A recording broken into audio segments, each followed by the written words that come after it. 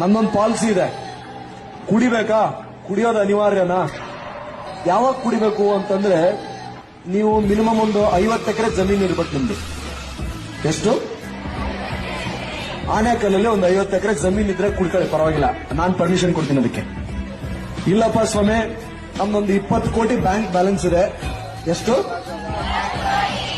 20 ಕೋಟಿ bank balance ಇದೆ. Anekal ಚಿಗಣಿ main road ಅಲ್ಲಿ ಒಂದು 4 ಕಮರ್ಷಿಯಲ್ ಕಾಂಪ್ಲೆಕ್ಸ್ ಇದೆ ಅಂದ್ರೆ ಕುಡ್ಕೊಳ್ಳಿ, ಪರವಾಗಿಲ್ಲ.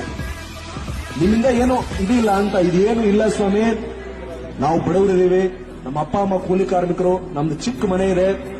ನಾನು ಬೆಳೆದು ದೊಡ್ಡವರಾಗಿ ಅದಾದ ಮೇಲೆ ತಂದೆ ತಾಯಿಗಳಿಂದ ಅವ್ರನ್ನ ನೋಡ್ಕೊಳ್ಳಿಕ್ಕೆ ನನ್ನ ಇಡೀ ಕುಟುಂಬ ನನ್ನ ಮೇಲೆ ಡಿಪೆಂಡ್ ಆಗಿದೆ ಅಂತಂದ್ರೆ ಯಾವುದೇ ದುಶ್ಚಟಕ್ಕೆ ದಾಸನಾಗುವುದಾಗಲಿ, ಕುಡಿಯೋದಾಗಲಿ, ಸಮಯವನ್ನು ವ್ಯರ್ಥ ಮಾಡುವ ಯಾವುದೇ ಅಧಿಕಾರ ಯಾವ ವ್ಯಕ್ತಿಗೂ ಇಲ್ಲ.